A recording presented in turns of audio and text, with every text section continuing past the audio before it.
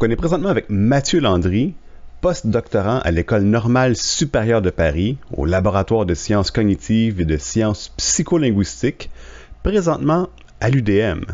Salut Mathieu. Salut, Gabriel.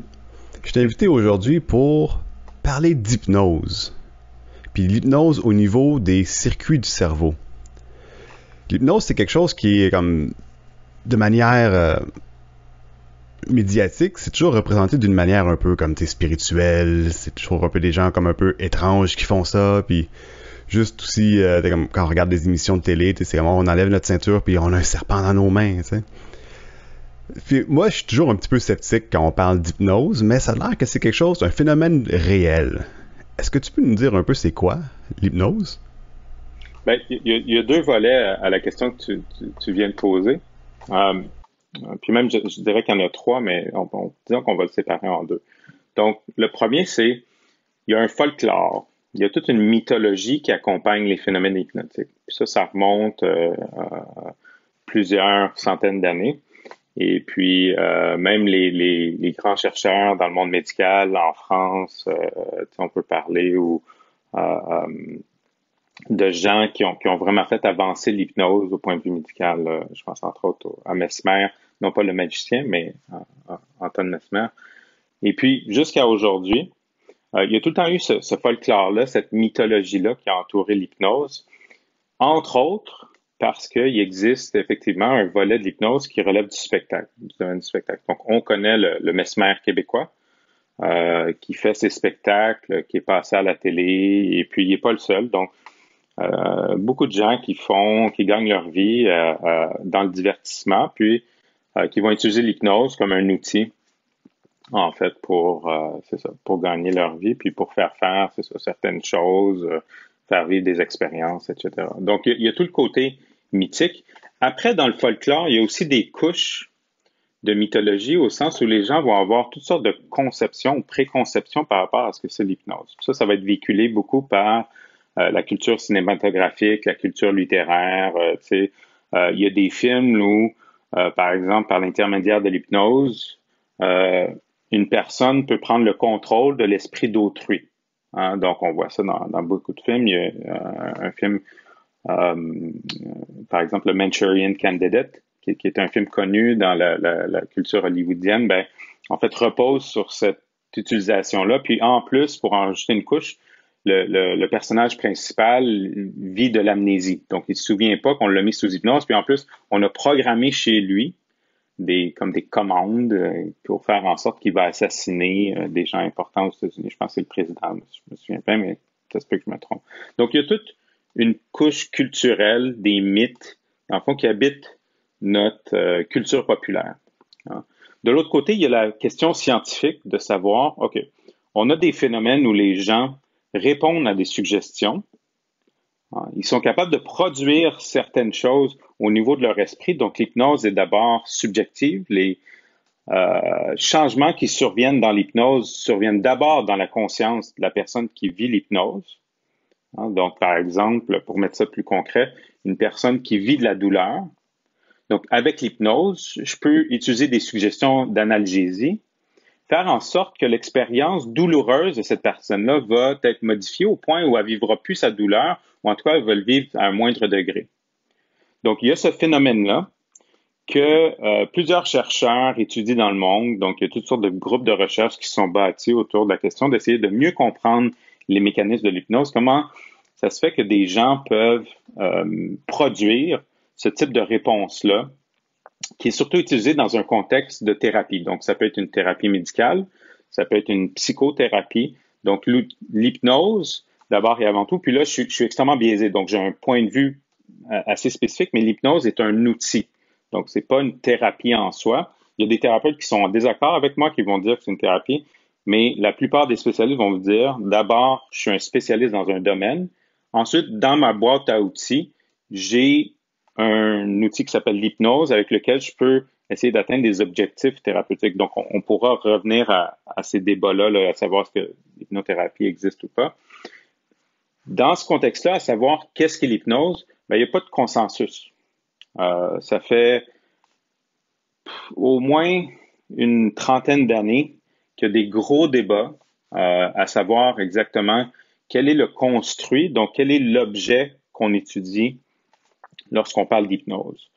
Il y a deux grandes classes de questions qui émergent.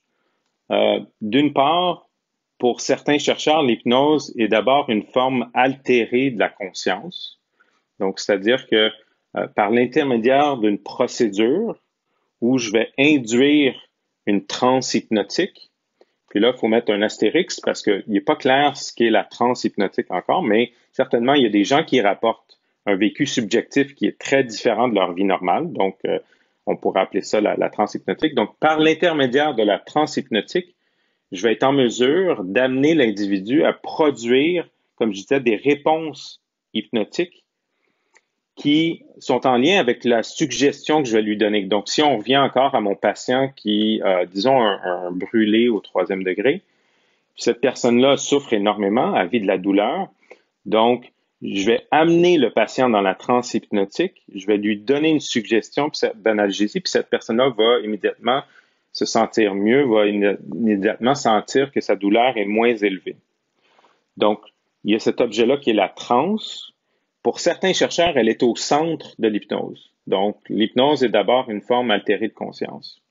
Ensuite, il y a d'autres chercheurs qui vont dire, l'hypnose, non, en fait, c'est un phénomène qui relève de la cognition, donc de nos capacités cognitives, qui relève de nos capacités sociales, et puis qui fait en sorte qu'il y a une concordance de facteurs socio-cognitifs, donc cognitif, encore une fois, dans la façon dont je traite l'information, sociale dans le fait que je suis en interaction avec des individus, qui font en sorte que je peux amener un individu à vivre certaines expériences. Puis là, je sais que c'est très technique, mais une façon de comprendre peut-être le modèle socio-cognitif de l'hypnose, ça serait de penser, par exemple, aux effets placebo.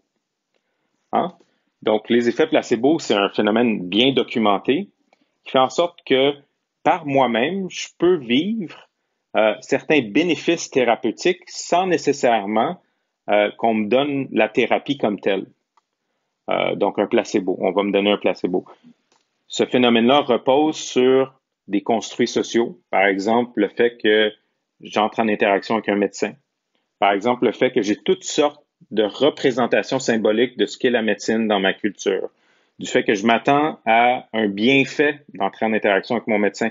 Du fait que mon médecin porte un sarrau, puis c'est une sommité dans le monde des brûlures de 3e degré. Donc, il y a toutes sortes de phénomènes sociaux comme ça qui vont interagir avec moi puis qui vont faire en sorte que je vais me sentir mieux simplement par le bienfait de ma psyché, donc ma psychologie qui va mettre en place des mécanismes de régulation de la douleur qui sont à l'extérieur du cadre de l'hypnose. Donc, le placebo, pour certains chercheurs, même l'hypnose représente une forme de placebo. Puis là, on peut voir pourquoi, parce que on pourrait dire qu'il y a des mécanismes similaires. Donc, on pourrait dire, par exemple, dans le placebo, que les suggestions sont implicites. Donc, si je vais à l'hôpital, implicitement, mon attente, c'est que je vais aller mieux. Hein? Alors que dans l'hypnose, généralement, les suggestions sont explicites. Donc, je vais donner une suggestion pour que la personne aille mieux. Par exemple, si on revient à notre patient, je vais lui demander d'imaginer un gant ou je vais lui demander d'imaginer peut-être je suis pas clinicien, donc je suis loin d'être un spécialiste des approches cliniques, mais on peut imaginer que on demande à la personne de recouvrir sa brûlure d'un onguent spécial, de s'imaginer en train de recouvrir un onguent spécial qui a un effet analgésique super puissant. Donc, on va lui demander d'imaginer ça, puis la douleur va s'estomper. Donc, juste pour faire un petit résumé, donc c'est vraiment cette idée-là qu'on retrouve. Il n'y a pas de consensus, mais on retrouve ces deux idées-là. Donc, vraiment cette idée de transe hypnotique qui ne fait pas consensus, et puis cette idée de réponse aux suggestions. Fait que l'hypnose, essentiellement, c'est un phénomène qui est observé. Puis là, il y a une couple de thèses qui sont comme concurrentes. Comme on essaie. Fait qu'on essaie de comme un peu savoir qu'est-ce qui se passe dans le cerveau pour que ça produise comme l'effet de comme ce phénomène-là. Comment est-ce que c'est étudié? Donc, ça, c'est une super bonne question. Évidemment, c'est très difficile à étudier parce que Puis encore une fois, là, il faut vraiment mettre parfois certains bémols à ce que je veux dire. Moi, j'ai un point de vue scientifique, donc j'étudie l'hypnose depuis plusieurs années. Je l'étudie du point de vue des neurosciences. C'est sûr que j'ai des biais dans la façon dont je le perçois. Le manque de consensus fait en sorte que moi aussi, je vais avoir une préconception théorique de Donc, ça se peut qu'aujourd'hui, je dise des choses et puis que les auditeurs lisent d'autres choses ou m'entendent d'autres choses. C'est très correct, là. Simplement pour dire que ce que je veux dire aujourd'hui porte à débat. Donc, il n'y a pas je ne vais pas dire des choses qui sont arrêtées, point final, on a fini la discussion, puis on passe à un autre volet. C'est vraiment des choses qui sont en cours aujourd'hui. Mais comment c'est étudié? Ben, l'hypnose, si on revient un peu à la façon dont je l'ai décrite, on peut imaginer qu'il y a plusieurs facteurs qui vont venir jouer un rôle dans l'hypnose. Donc, moi, quand je fais des fois, je participe à des formations pour cliniciens, un peu pour les aider à leur enseigner les théories actuelles ou les points de vue, les dernières découvertes empiriques, simplement pour être sûr qu'il y a une bonne mise à jour scientifique qui est faite dans les formations d'hypnose dans le domaine clinique. Ce que je dis aux cliniciens, c'est pour moi, l'hypnose, c'est un peu comme faire de la pâtisserie.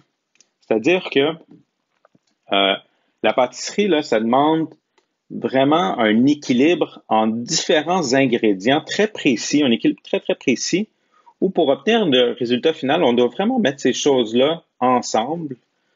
Et puis à la fin, on obtient notre gâteau ou ce qu'on cherchait à avoir. Si vous êtes moi, d'habitude, vous n'obtenez pas ce que vous cherchez à avoir. Donc, mais là, beaucoup de gens, semblerait, sont capables de faire de la pâtisserie. Moi, j'en suis vraiment incapable. Mais l'idée étant ici que on a plein de facteurs comme ça qui vont venir jouer un rôle. Donc, quand on étudie l'hypnose, évidemment, on ne peut pas tout étudier ces facteurs-là. C'est impossible. Donc, il faut vraiment prendre des décisions sur, OK, aujourd'hui, mon étude porte sur telle composante, telle composante, telle composante. Et puis ça fait en sorte que, puis je vais décrire les plus grandes, là, simplement pour qu'on puisse orienter la discussion. Mais c'est sûr que ça fait en sorte que, puis encore une fois, je suis très biaisé, donc, mais je crois pas qu'il existe un papier ou une étude qui démontre, puis là, je sais que tu veux parler de ça, qui démontre le fameux corrélat neuronal de l'hypnose. Je ne crois pas qu'il existe un circuit particulier qui est propre à l'hypnose. Je ne crois pas qu'il existe une réponse cérébrale, une dynamique cérébrale qui est propre à l'hypnose. Puis là, ça, c'est un point important parce que il y a plusieurs années, il y a un super beau papier qui est sorti dans une grosse revue de neuroimagerie, et puis par un chercheur qui est très réputé en hypnose, donc David Spiegel. Et puis, une journaliste française m'avait demandé si j'accepterais de donner des commentaires, un peu parce que c'était une belle étude. Et puis, vraiment, la discussion tournait autour de, est-ce qu'on a finalement trouvé le fameux corrélat cérébral de l'hypnose? Puis là, je me suis vraiment enfargé parce que aujourd'hui, j'ai l'opportunité de parler beaucoup plus. Donc, tu peux voir aussi que j'ai beaucoup de facilité à prendre le temps de parole. Mais évidemment, là, c'est la question de la clip. Donc, il fallait vraiment que je fasse une clip. Puis c'était très difficile pour moi de dire, non, il n'y a pas de centre cérébral. Donc, le point étant ici que c'est pas parce qu'il y a un papier qui sort, c'est pas parce que Science et Vie rapporte qu'on a finalement trouvé la signature ou etc. de l'hypnose que le débat est fini sur la mécanique. Parce que, puis encore une fois, je suis biaisé, mais parce que il y a plusieurs facteurs qui vont venir influencer le produit final, l'émergence des phénomènes hypnotiques. Maintenant, une fois qu'on a dit ça, il y en a qui sont plus importants que d'autres, c'est sûr. Le premier facteur qu'on va étudier dans le laboratoire, c'est la variabilité interindividuelle. C'est pas tout le monde qui répond de façon similaire à l'hypnose. Si demain, Mesmer fait un spectacle et puis qu'il n'y a plus de COVID, qu'on arrive à remplir le Centre Bell, une stratégie qui est très utile dans l'hypnose spectacle, c'est de faire une présélection des candidats qui répondent le mieux aux suggestions, parce que ça fait un meilleur spectacle. Donc, toute personne, tout auditeur qui est allé, qui a vu un spectacle ou bien en ligne ou etc., a certainement vu un peu ce filtre-là, ce profilage un peu, là, où on cherche à déterminer, OK, qui sont vraiment les personnes qui sont très sensibles à l'hypnose. Donc, on ne répond pas tous de façon équivalente. Donc, un des premiers domaines de recherche, c'est pourquoi. Donc, dans la recherche scientifique de l'hypnose, il y a des échelles qui ont été construites, qui sont standardisées, qui visent à mesurer la sensibilité hypnotique. Ces échelles-là ont des grandes qualités pour la recherche scientifique, mais de façon assez intéressante, on comprend mal encore ce qu'est le construit de l'hypnotisabilité, qui est un mot au Scrabble qui donne beaucoup de points, je pense, ou de la sensibilité à la suggestion hypnotique. Donc, autrement dit, autant on observe que les gens répondent pas de la même façon, qu'il y a des gens qui sont très sensibles, d'autres qui semblent être moins, autant on a des pistes de solutions, ou en tout cas des hypothèses qui sont valides ou qui valent la peine d'explorer. Mais cela étant dit, on ne sait pas exactement c'est quoi le construit qu'on recherche. Donc, quand on parle d'hypnotisabilité, donc la sensibilité à l'hypnose, qui est différente de la sensibilité aux suggestions hypnotiques en plus, donc simplement pour ajouter une couche, mais on n'est pas certain. Donc, dans ce contexte-là, en plus, faut garder en tête que les fameuses échelles où, quand on va assister à un spectacle, ou quand on fait de la recherche de masse, moi, je suis soumis à des standards, je suis soumis à une certaine rigidité, étant donné la méthode scientifique.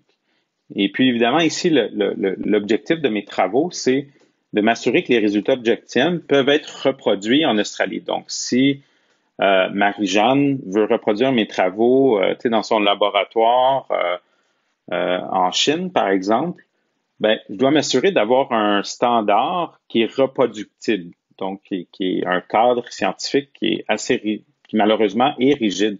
Donc, ça devient très difficile pour les chercheurs de trouver des degrés de liberté ou des façons de réduire ce cadre-là. Le clinicien, évidemment, n'est pas soumis à ce cadre rigide-là. Lui, son objectif n'est pas de produire de la connaissance scientifique, son objectif est d'aider son patient. Donc, évidemment, lui, contrairement à moi, si une stratégie ne fonctionne pas, ben lui va être en mesure de chercher d'autres stratégies qui peuvent amener son patient à mieux répondre à l'hypnose. Donc là, ici, je sais que j'ai l'air de sauter du coq à l'âne un petit peu, mais le point qui est important de voir, c'est que cette variabilité-là qu'on retrouve dans la population, nous, on la voit dans le laboratoire. On la voit quand on va en hypnose-spectacle.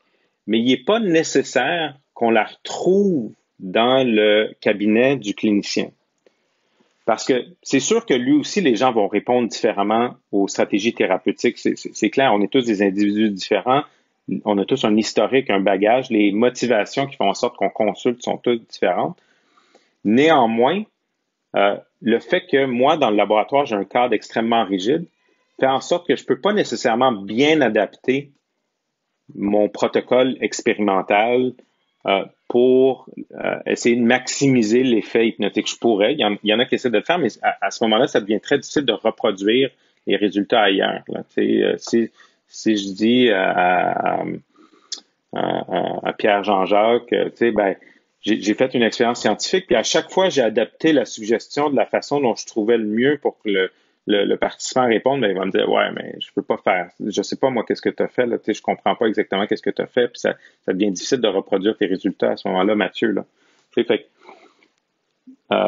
Donc, le point ici vraiment important à retenir pour la variabilité interindividuelle, c'est que on l'observe dans le laboratoire, c'est un facteur critique, mais il se généralise très mal au domaine clinique.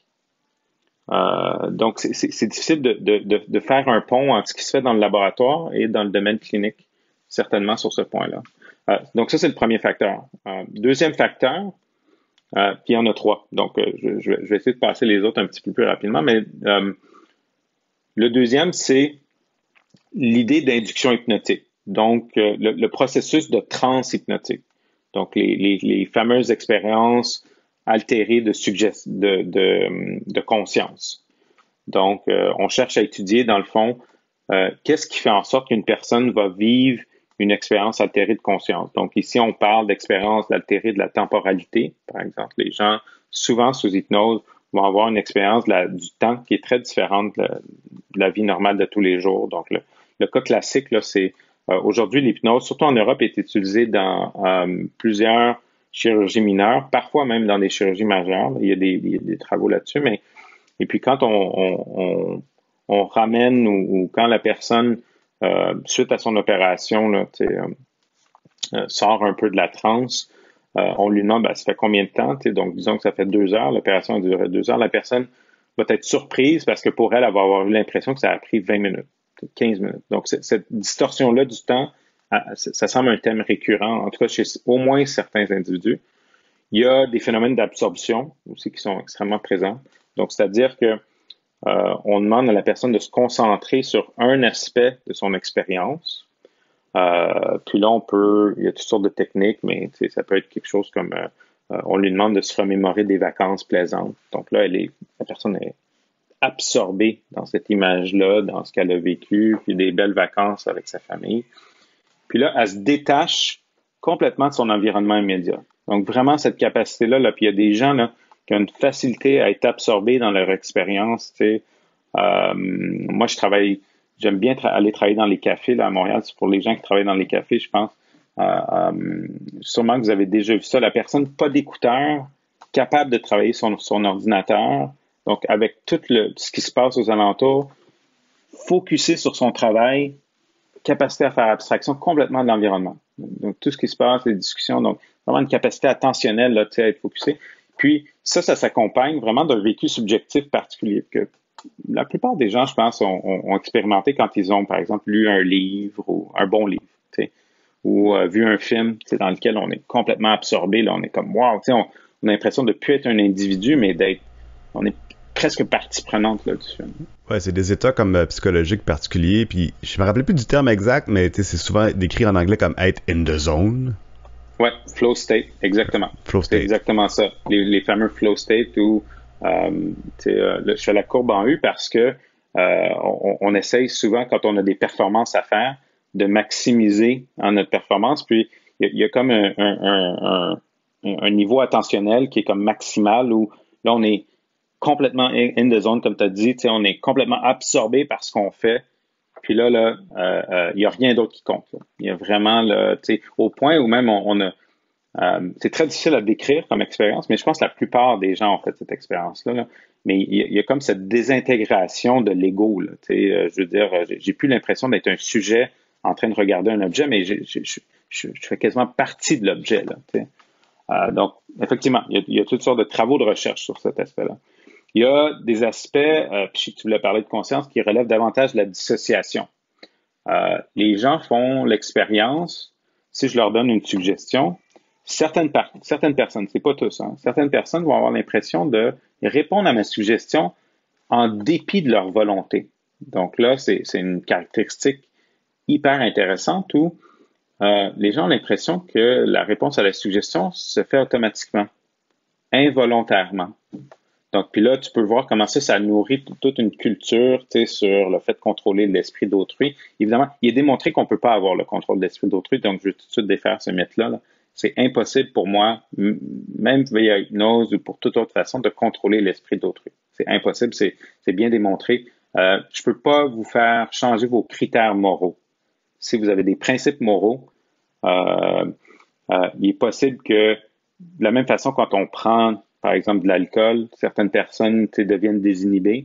Donc, il est possible qu'un phénomène similaire survienne dans l'hypnose. Ça, je pense que la suggestion peut-être a cet effet-là, mais je peux pas, par exemple, vous faire des choses que vous n'auriez pas faites autrement. Mais néanmoins, il y a des gens qui font cette expérience-là sous hypnose où ça se passe automatiquement.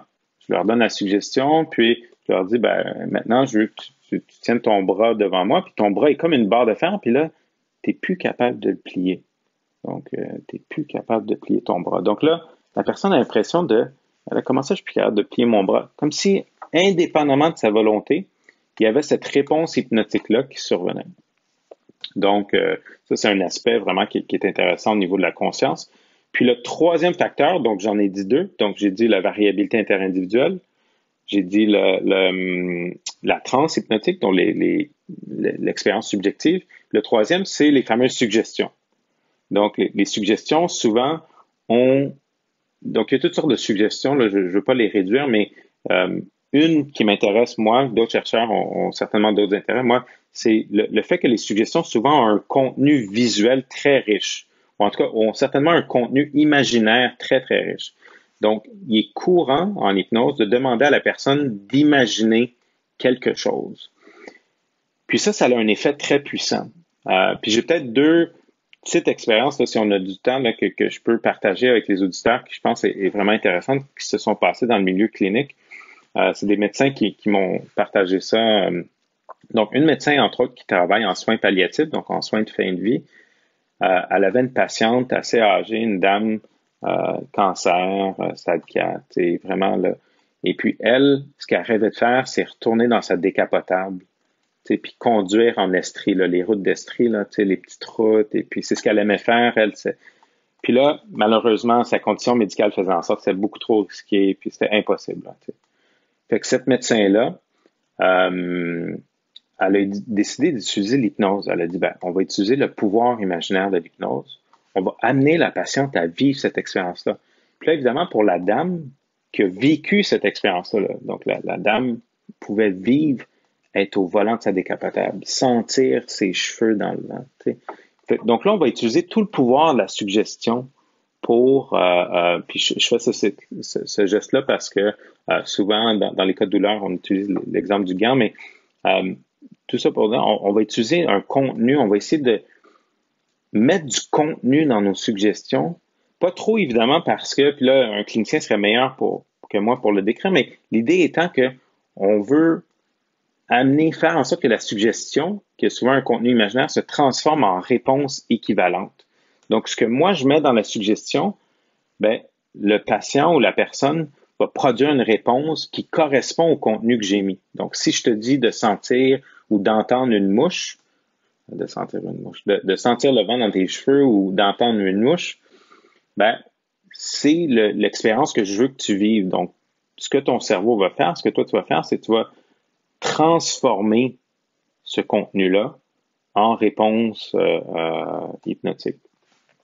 Donc, peut-être rapidement aussi, le deuxième exemple qui est très parlant, là, c'est un couple qui voulait avoir des enfants, puis sont tombés enceintes. Malheureusement, il fallait qu'ils se fassent avorter parce que le fœtus n'était pas viable.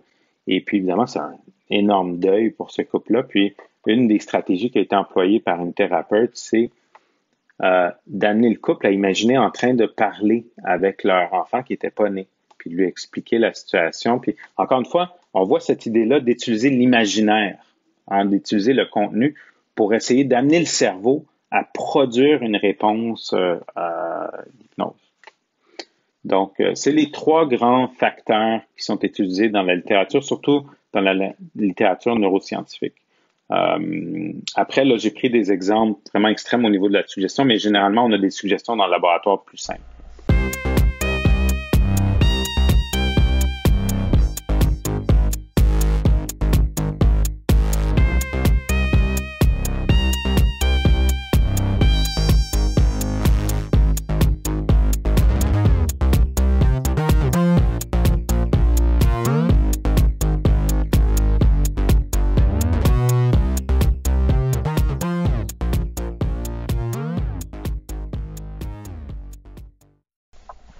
Mais là, il y a comme un éléphant dans la pièce ici. Je n'avais pas comme nécessairement le planifié d'en parler, mais je pense qu'il faut le faire. C'est que l'hypnose est étudiée en particulier pour, en tout cas dans ton cas à toi, puis dans le cas de plusieurs comme chercheurs universitaires, dans des cas médicaux.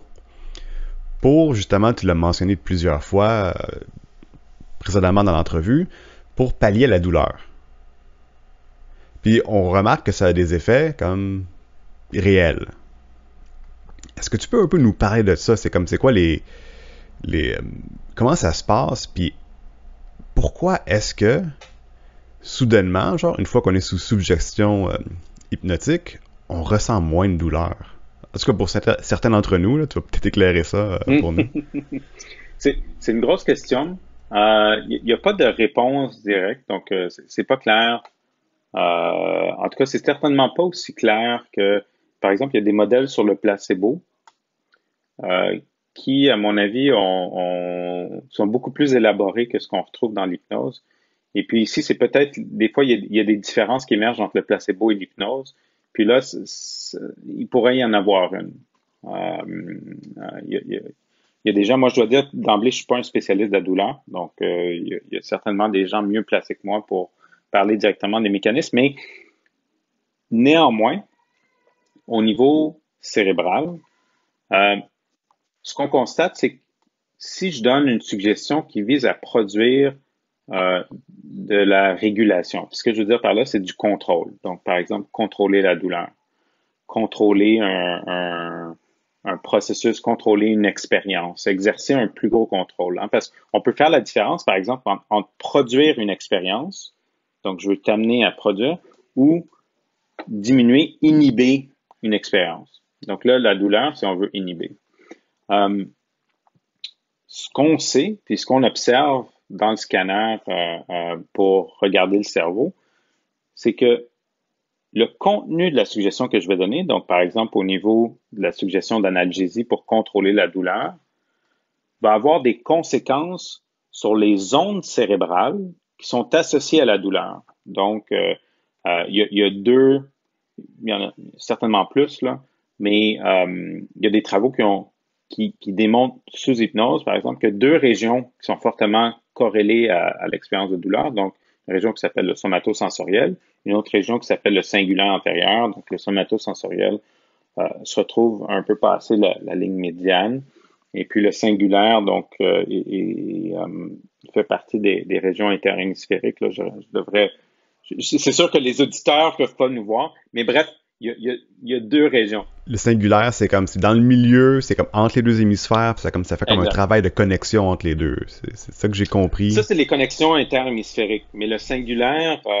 a pas nécessairement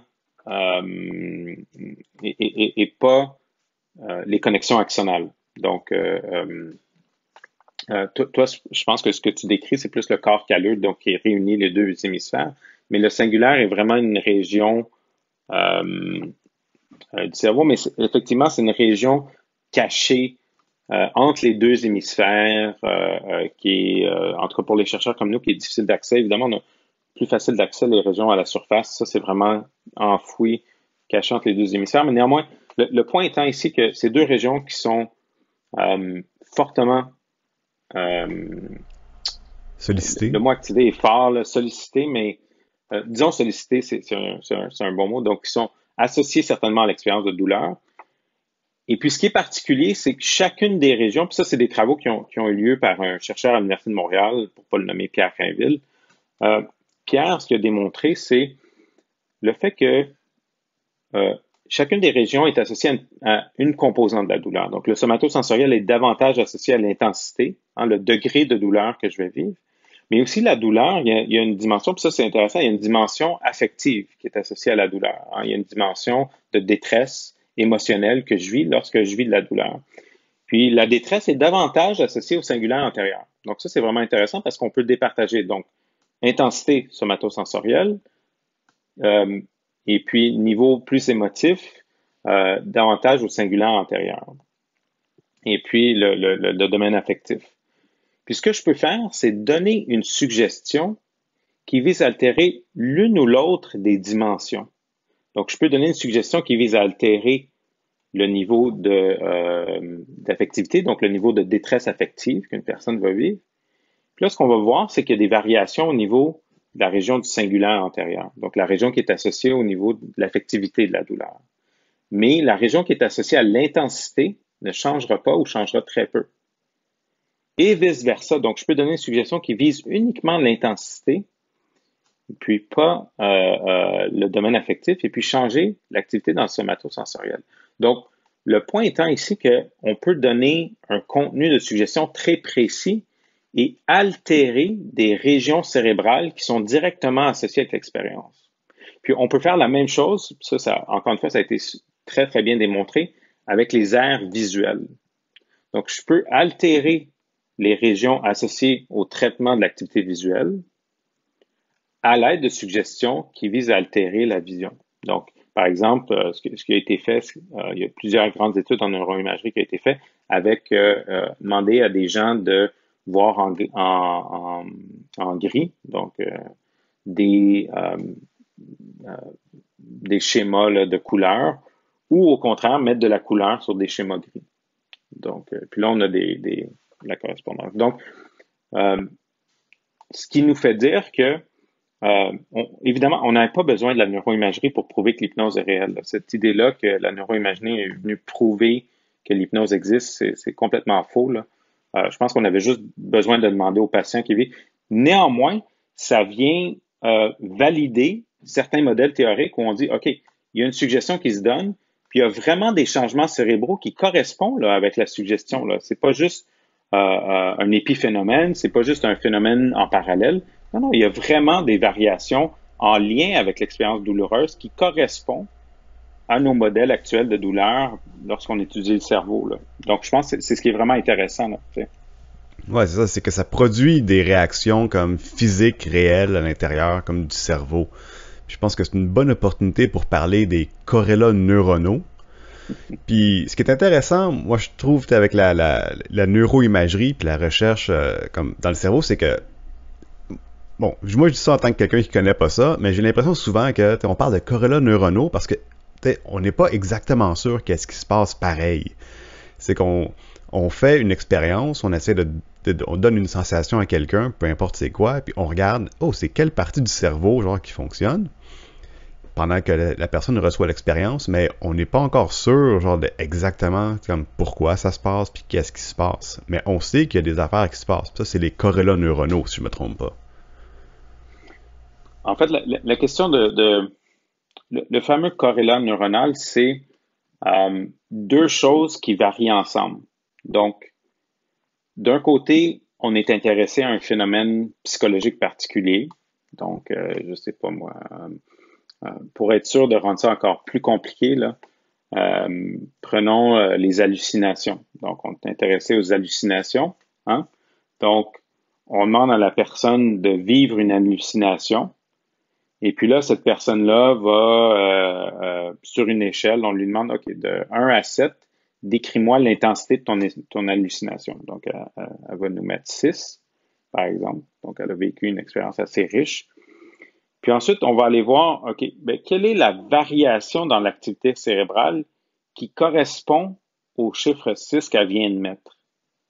Hein? Donc, puis là, l'idée étant que la personne qui va mettre 1 ben, va avoir une variation cérébrale qui correspond à 1. Une personne qui rapporte 2 va avoir une variation cérébrale qui correspond à 2. Donc, au niveau d'intensité, là, je parle. Donc, ensuite, la personne qui va mettre 3, ben, l'intensité cérébrale va correspondre à 3. Ça, c'est une covariation. Donc, deux choses qui varient. L'une d'entre elles étant l'activité cérébrale, l'autre étant un construit psychologique, une mesure qu'on prend sur, dans ce cas-ci, l'hallucination. Donc, ça, c'est les fameux corrélats cérébraux, c'est-à-dire des corrélations entre un construit et ce qui se passe dans le cerveau. Donc, juste pour être sûr, c'est quand on parle de variation, c'est que là, on regarde une onde, on a comme l'activité cérébrale, puis là, comme il y a un pic soudainement, puis là, ce pic-là, ben, on l'associe à comme la valeur qui a été donnée par la personne. C'est ça, exactement. Donc, on a une mesure cérébrale, ça peut être une onde, une activité qu'on mesure, ça peut être un neurone, si on s'intéresse à ce neurone-là en particulier, ça peut être, peu importe, en autant que ce soit au niveau cérébral, donc par exemple, je fais beaucoup d'électroencéphalographie. Donc, je vais mesurer les variations dans on appelle ça les potentiels, donc au niveau du scalp. Donc, je vais mesurer des variations dans le potentiel électrique. Donc, le potentiel que je mesure change en fonction de l'hallucination. Puis là, je vois, est-ce que le changement puis là, c'est le concept clé, est systématiquement associé au construit que je mesure. Donc, la corrélation, c'est ce qu'elle nous dit, c'est qu'il y a des variations systématique entre ce que je mesure au niveau psychologique et ce que je mesure au niveau cérébral. Donc, moi, c'est des potentiels, donc des variations du potentiel. Donc là, à ce moment-là, on dit, OK, ben, j'ai un corrélat. Et puis là, on peut faire toutes sortes, il y a toutes sortes de stratégies qui existent au point de vue méthodologique et analytique maintenant pour étudier les fameux corrélats. Puis là, même avec les avancées des dernières années, avec l'intelligence artificielle, etc., évidemment, on a des outils extraordinaires pour chercher ces fameux corrélats-là, même quand ils sont petits. Donc, on peut vraiment déboursoyer énormément d'activités pour vraiment trouver le focus précis. Puis ensuite, on trouve cette corrélation-là entre les variations d'activité cérébrale et les variations dans le construit psychologique qu'on mesure. Quand on parle d'hypnose, c'est quel genre de corrélat qu'on trouve? C'est quoi la particularité et l'importance de ces corrélats-là? Donc, ça, c'est une super bonne question pour deux raisons. La première, je vais vraiment répondre à ta question en deuxième partie, là, puis tu me dis si je commence à trop partir, mais le premier point, c'est, ça, c'est des cliniciens qui me posent la question, pourquoi est-ce qu'on ferait de la neuroscience, de l'hypnose? Pourquoi ici, qu'est-ce que peut-être une meilleure façon de le mettre, qu'est-ce que les neurosciences peuvent apporter dans nos connaissances de l'hypnose? Hein? De quelle façon?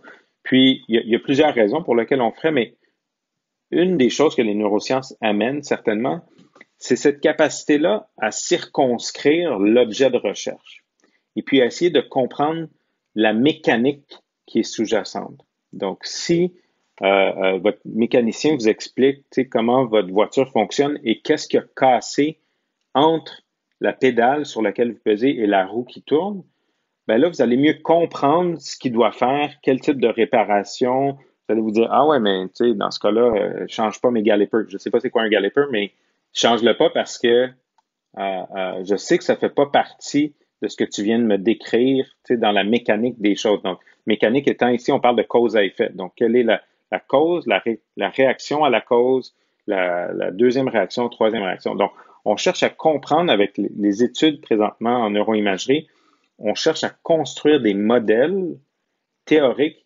mécanistiques, qui expliquent l'émergence de certains phénomènes psychologiques. Donc, là, ici, ce qu'on va faire dans l'hypnose, c'est essayer de comprendre, OK, une fois que j'ai dit tantôt, il y a toutes sortes de composantes, toutes sortes de variables, toutes sortes de facteurs qui viennent influencer l'émergence des phénomènes hypnotiques. Bon, on va chercher à comprendre quelle est la mécanique de ces variables-là, comment le cerveau produit les phénomènes hypnotiques, allant de la cause à l'effet, sachant qu'il y a toutes sortes de facteurs. Donc là, ça devient super compliqué parce que tantôt, j'ai dit, ben, il y a des variabilités interindividuelles, il y a la transhypnotique, il y a des suggestions, il y a du contenu, etc. Donc, la chose peut-être que les neurosciences vont amener ici, c'est cette idée-là qu'on va chercher à reconstruire le fil des événements. Puis là, ce que je veux dire, c'est, disons qu'on a parlé de variabilité dans la population, donc certaines personnes vont être prédisposées à mieux répondre à l'hypnose. Pourquoi? Donc, est-ce qu'il y a un fonctionnement cérébral particulier à ces gens-là? Est-ce qu'il y a des patrons? Est-ce qu'ils ont une anatomie qui est différente? Est-ce qu'ils ont une facilité à produire, à transférer certains types d'informations? Donc, puis là, ça semble super technique.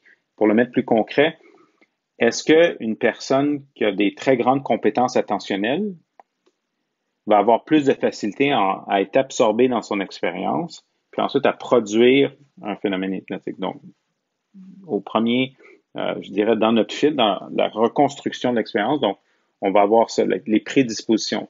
Ensuite, on va avoir les fameuses trans, donc l'expérience subjective. Donc, quels sont les patrons, quelles sont les variations dans l'activité cérébrale qui vont émerger, puis quel est encore une fois le schème causal. Donc, on va observer des variations dans tel circuit, donc le circuit attentionnel, par exemple, un circuit associé. Il n'y a pas de circuit attentionnel, mais un des circuits liés à l'attention. Puis ça va faire en sorte que la personne, ou ça va refléter la capacité de la personne à être absorbée. Donc, le fait qu'elle est absorbée, ça va amener toutes sortes de processus mentaux qui vont inhiber tout ce qui est associé à la perception de l'environnement. Hein? Parce que si je suis absorbé dans mon expérience, ben l'activité, mes sens, ils continuent de fonctionner. Là. Je veux dire, mes oreilles continuent d'entendre, je continue de toucher mes vêtements sur ma peau, le gustatif aussi. Donc, cela étant dit, le fait que je suis absorbé, ben l'attention va venir inhiber toutes ces inputs sensoriels-là, toutes ces entrées sensorielles-là. Hein? Donc, ça va être une des mécaniques qu'on va observer, donc on va étudier. Puis ensuite, lorsqu'on parle des suggestions, ben là, comment l'individu peut partir d'une suggestion, l'entendre. Donc là, évidemment, il y a le contenu auditif. Comment ça se transforme en contenu, disons, visuel, parce que la personne, elle utilise une stratégie visuelle. Donc, on lui demande d'imaginer telle chose. Donc, comment ça se transfère au niveau de l'imaginaire. Puis ensuite, comment ça va se transférer au niveau de certains processus. Surtout dans l'hypnose, on fait appel à des processus, comme j'ai dit tantôt, de régulation. Parce qu'on cherche à réguler, à contrôler l'expérience qu'on vit, ou bien en augmentant certains aspects de nos expériences, ou plus souvent dans le domaine clinique, à diminuer certains aspects de l'expérience. Donc, c'est vraiment des processus de régulation. Donc, on va rechercher à reconstruire cette mécanique-là. Donc, je ne sais pas si ça répond bien à ta question, mais c'est vraiment essayer de, tu vois comment j'essaie de déconstruire, dans le fond, les fameux corrélats. Après, il y a toutes sortes de régions cérébrales qui sont associées à ça, dont on pourrait parler, mais je pense que la discussion viendrait très, très technique, là, rapidement. Ouais, c'est ça. C'est juste pour être sûr, c'est que, essentiellement, comme les inputs, les entrées sensorielles prennent un chemin particulier à travers comme la construction du cerveau puis ses circuits. Puis là, on essaye avec l'imagerie de trouver c'est quoi comme ces chemins-là que ça peut prendre. Puis ben il y a aussi le fait que plusieurs personnes différentes ont des manières de comme gérer l'information différemment, fait que les circuits sont variables. Exact. C'est ça, exactement. Pourquoi est-ce qu'on retrouve la variabilité? Pourquoi une personne vit une expérience subjective différente? Une bonne question, là. Puis là, les auditeurs peuvent se poser cette question-là. Puis on n'a pas de réponse.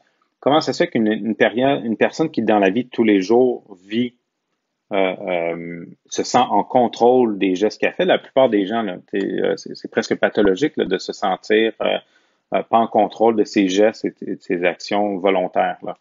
Mais comment ça se fait que sous hypnose, pour certains individus, je peux éliminer cet aspect-là, puis leur faire produire des actions qui leur apparaissent involontaires. Qu'est-ce qui se passe au niveau cérébral? Ben là, encore une fois, l'idée, c'est je vais chercher à reconstruire la mécanique. Quels sont les aspects au niveau cérébral qui expliquent que cette partie-là de leur expérience de tous les jours, donc je prends mon verre d'eau, je sens que je suis en contrôle dans la capacité de saisir mon verre d'eau, de le contrôler, de le reposer.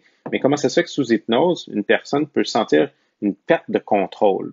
Donc, comment ça se fait que cette dimension-là de l'expérience est absente? Donc là, est-ce qu'on parle d'inhibition, suppression, élimination? Quelles sont les régions associées à ce sentiment d'agentivité-là? On appelle ça l'agentivité, là, le fait de se sentir en contrôle de nos actions. Ben, on a toutes sortes d'hypothèses qui sont explorées par différents groupes de recherche.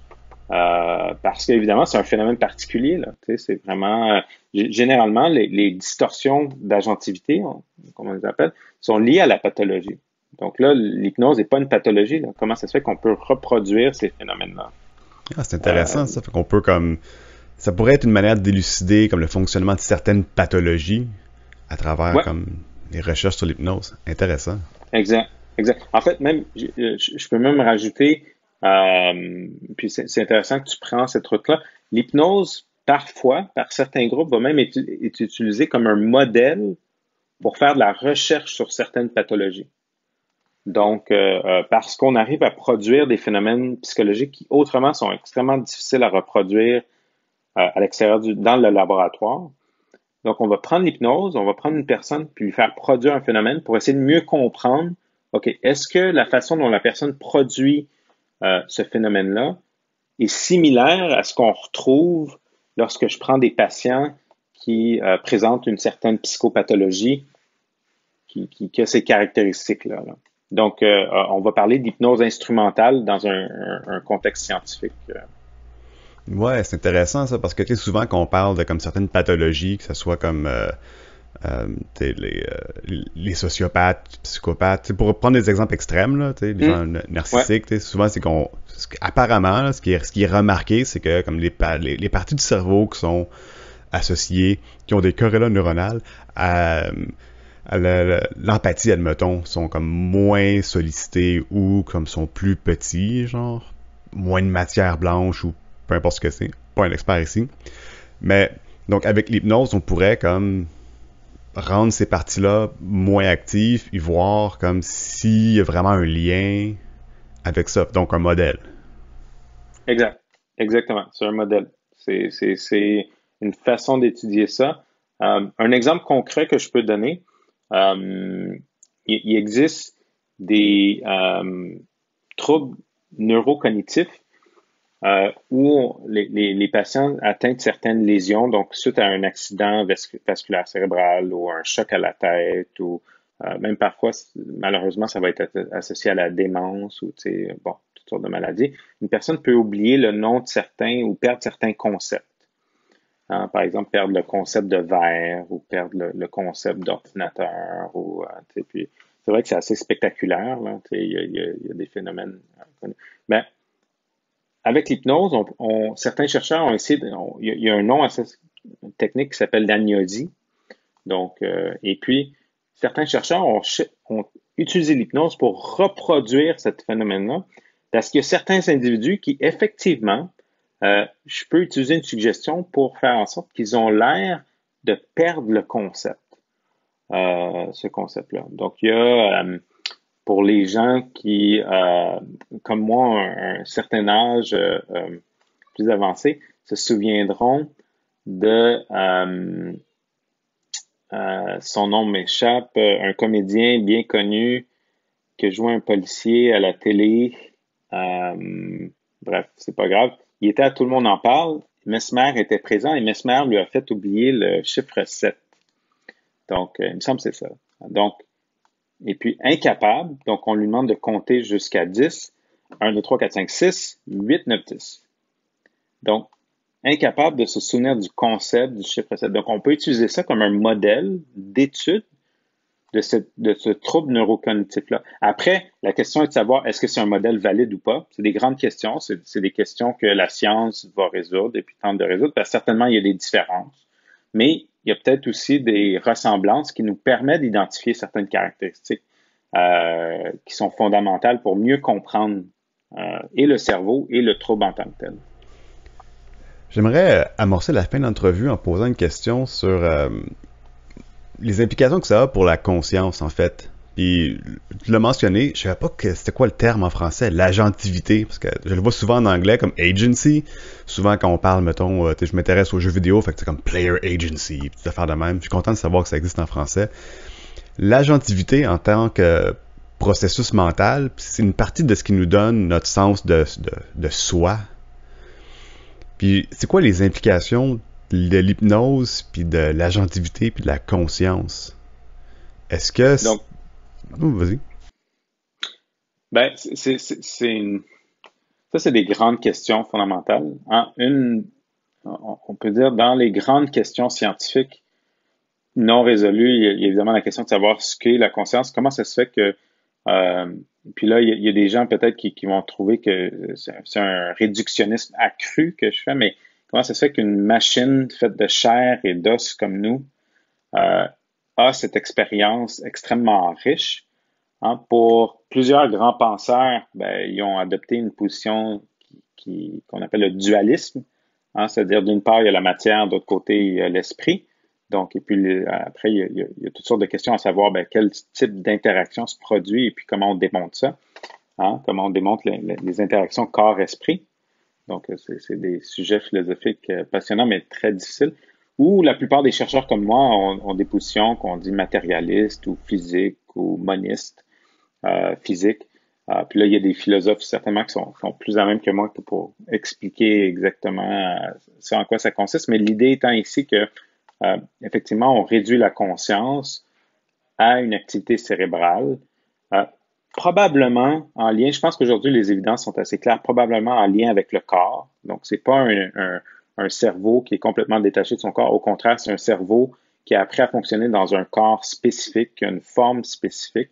Et puis après, je suis super biaisé, là, il y a des chercheurs qui sont en désaccord, mais aussi un cerveau qui est appris à reconnaître un type d'environnement particulier. Donc, évidemment, ça va jouer dans la façon dont notre expérience consciente est construite. Donc, notre cerveau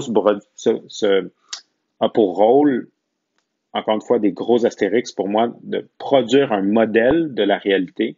Donc, c'est le rôle du cerveau de produire des modèles internes, donc qui sont des modèles basés sur les informations. Et puis, le cerveau cherche constamment à mettre à jour ces modèles-là de façon à optimiser le comportement et puis l'utilisation de nos ressources, etc. Je sais que c'est hyper réductionniste, là, par contre, et puis il y a toutes sortes de nuances et de bémols à mettre un peu partout dans ce que j'ai dit, mais c'est un peu l'idée Donc, pour revenir à ta question sur la conscience, puis le rôle dans l'agentivité, puis comment l'hypnose peut répondre à ces questions-là, c'est sûr que l'hypnose, comme la méditation, comme les drogues psychédéliques, comme les cas j'ai juste le mot anglais, de mort imminente, comme même le coma pratiquement végétatif, sont des expériences de conscience particulières où les gens vivent une expérience subjective altérée. Donc, ils sont intéressants pour cette raison-là, parce qu'il s'agit de phénomènes où il y a une distorsion de l'expérience conscience qu'on vit tous les jours. Donc, évidemment, comme chercheur, quand il y a une particularité comme ça, on essaye à déterminer, OK, qu'est-ce qui fait en sorte qu'il y a cette distorsion-là? Là, on revient effectivement à l'agentivité, puis c'est le point que je faisais tantôt. C'est très particulier qu'une personne produise des comportements en réponse à mes suggestions, puis c'est pas moi qui la contrôle, cette personne-là. Là. Il y a pas de... La personne, c'est volontairement, elle produit, elle répond à ma suggestion, mais elle, l'expérience qu'elle en fait, c'est que ça se produit involontairement. Et puis, c'est certains individus, c'est pas tous les individus sous hypnose, c'est super important de le mentionner. 2 personnes peuvent répondre très efficacement à l'hypnose, mais les raisons pour lesquelles ces personnes-là répondent peuvent être différentes. Donc, il y a des gens qui font l'expérience de cette, on appelle ça la dissociation, donc l'automaticité. D'autres le font pas et pourtant, les 2 peuvent bien répondre à mes suggestions. Donc si on cherche à bâtir une théorie, un modèle de la conscience qui est valide, certainement ce modèle-là doit expliquer les phénomènes qu'on observe dans l'hypnose. Donc, ce modèle-là doit éventuellement être capable d'expliquer les phénomènes qu'on voit sous hypnose. Pourquoi une personne sous hypnose, par exemple, fait une expérience altérée du temps? Un modèle valide de la conscience doit être en mesure de répondre à cette question-là. De la même façon qu'il doit pouvoir répondre j'ai parlé des drogues psychédéliques ou j'ai parlé de la méditation. Donc, parce que c'est des expériences conscientes. Puis, généralement, on parle beaucoup c'est un terme super technique, mais de phénoménologie, donc l'expérience de la subjectivité. Donc, c'est des expériences phénoménologiques particulières qu'une théorie de la conscience doit être capable d'expliquer. Ça me fait juste penser à quelque chose que j'ai lu dans le papier que tu m'as envoyé, où on parle d'agentivité et que, c'est une question, j'ai amorcé la fin de l'entrevue, mais là je pose une question qu'il fallait continuer un peu parce que je trouve ça trop intéressant pour pas en parler. C'est que il y a des circuits qui sont inhibés, donc qui fonctionnent comme à moins haut régime. Ces circuits-là sont associés à l'agentivité, j'imagine. Là, tu me corrigeras si, comme je fais des erreurs, j'ai lu le papier en diagonale un peu, là, c'est assez technique. Ce qui arrive, c'est que quand on donne la suggestion de... On peut le dire, c'est vraiment une étude que je t'ai envoyée, puis c'est très détaillé, c'est très technique, là. C'est vraiment c'est pas un papier de... Ouais, c'est ça. C'est pas de la vulgarisation scientifique que je t'ai envoyé, c'est vraiment une étude en bonne et due forme avec... c'est ça, fait pour les pairs, malheureusement, là. C'est ça. C'est bien correct. J'ai trouvé des affaires intéressantes là-dedans comme néophyte. C'est l'idée que quand tu donnes la suggestion à quelqu'un que son bras, s'il est fait en fer, c'est une barre de fer maintenant, c'est qu'il y a un circuit qui est comme inhibé. Puis il y a l'idée que potentiellement cette suggestion-là n'est plus géré comme de l'information qui provient de l'extérieur, mais est géré comme de l'information qui provient de l'intérieur à cause de l'inhibition de certains circuits. Ça, je trouve ça fascinant. Ouais, mais au point de vue, là, tu parles vraiment de la scientificité, puis je pense que c'est vraiment là où tu veux en venir. Donc, comment ça se fait que c'est ça ta question. Donc, où se trouve l'élément manquant, en quelque sorte, là, le fait qu'il... Ben, c'est en fait qu'il y a un circuit, genre, ben, là, je dis un circuit. Il y a comme une partie du cerveau qui dit que, ah, ça, c'est de l'information que moi, je produis. Ça, c'est de l'information qui vient de l'extérieur, un input. Puis là, soudainement, quand il y a une altération, ben, c'est comme, ah, ben, les inputs, c'est pas un input, c'est un élément que moi, j'ai produit. Donc, je le traite comme, ben oui, effectivement, mon bras, c'est une barre de fer. Ouais. Ah ouais, écoute, ça nous prendrait une autre heure. Mais, Explique ça en 2 minutes. D'une part, d'une part, une minute sur l'agentivité, puis une autre sur l'expérience de la barre de fer. Donc, sur l'agentivité, comme l'hypnose, est un phénomène super complexe, au sens où, oui, il existe des circuits cérébraux associés à l'agentivité. Là, on a vraiment fait, il y a plus d'avancées scientifiques, on a une idée. C'est pas réglé, vous en faites pas, là, il y a pas un scientifique, j'espère, qui va m'écrire pour me dire, hey, non. Mais on a des bonnes hypothèses. Mais néanmoins, comme l'hypnose, l'expérience de l'agentivité repose sur des composantes dans le temps. Donc, il y a des phénomènes d'anticipation qui ont lieu dans l'agentivité. Donc, je m'attends à certaines choses. Puis, donc, on appelle ça les aspects prospectifs de l'agentivité, donc où les gens dans mon domaine parlent beaucoup de prédiction. Donc, je m'attends à vivre certaines expériences quand je suis un agent actif. Puis, il y a les phénomènes rétrospectifs, donc le retour sur ce que j'ai. Donc, je m'attends à ce que quand je vais prendre mon verre, j'ai un type d'expérience, donc le sentiment de mon verre d'eau que je tiens dans ma main. Et puis, j'ai un retour d'expérience qui correspond à mes attentes. Puis, pour mon cerveau, lui, il fait le calcul que, il y a une belle correspondance ici. Je dois être l'auteur de cette action-là, donc je suis volontaire. Maintenant, je vulgarise à outrance, là, mais c'est un peu ça le modèle actuellement qu'on suit. Donc, dans l'agentivité, tout ça pour dire que c'est complexe et on ne sait pas à quelle partie l'hypnose va venir agir. On pense que c'est dans la rétrospection, mais il y a des phénomènes d'anticipation aussi dans l'hypnose qui pourraient avoir un effet. Maintenant, pour ce qui est de la barre de fer, on n'a pas de réponse, on ne sait pas trop quel est le lien entre le fait que je peux utiliser un contenu imaginaire et puis que mon cerveau est capable de transformer ça en phénomène de régulation. Donc, c'est-à-dire que là, tu as raison, je vais venir inhiber tous les muscles, dans le fond, les circuits musculo-squelettiques. Donc, je vais venir inhiber pour faire en sorte que l'expérience que je vais faire, c'est une perte de contrôle, mais en plus, l'incapacité de vraiment plier mon bras. Donc, et puis, là, si en plus, j'utilise un imaginaire où mon bras est vraiment une barre de fer et je le vois comme une barre de fer, on ne sait pas vraiment quel est le lien entre le fait que mon cerveau produit cette expérience-là et transforme ça en mécanisme de régulation dont je parlais tantôt, là. Wow. Écoute, c'est super intéressant. On pourrait passer une autre heure là-dessus. C'est pas mal tout le temps qu'on a. Merci de t'être prêté à l'expérience, Mathieu Landry. C'était super intéressant. Ça me fait plaisir, ça me fait vraiment plaisir. Si les gens ont des questions, écoute, CM est libre de mettre mon adresse courriel. Ça me fait plaisir de répondre aux questions.